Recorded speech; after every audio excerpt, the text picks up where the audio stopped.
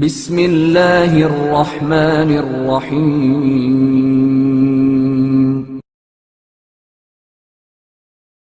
رسول اکرم صلی اللہ علیہ وآلہ وسلم اور حضرت علی علیہ السلام کے ہاتھ عدالت میں برابر۔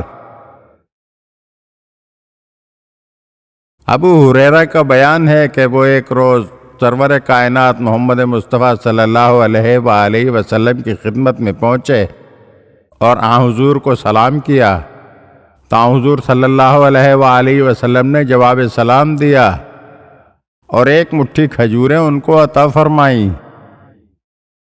ابو ہریرہ کہتے ہیں کہ میں نے ان کھجوروں کو شمار کیا تو وہ 73 تھیں۔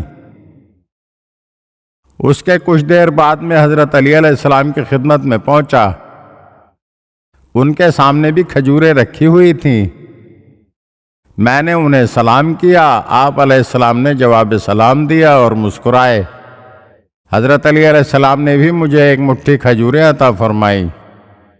جب میں نے ان کو شمار کیا تو ان کی تعداد بھی 73 تھی۔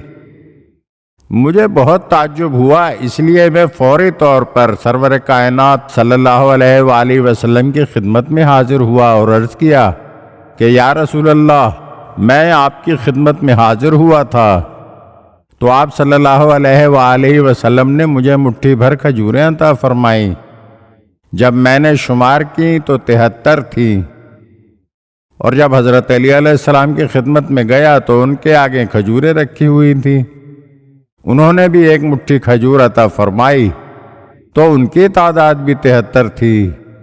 مجھے اس امر پر بہت تعجب ہوا، لہٰذا میں دوبارہ آپ کی خدمت میں حاضر ہوا ہوں کہ یہ بڑی عجیب بات ہے۔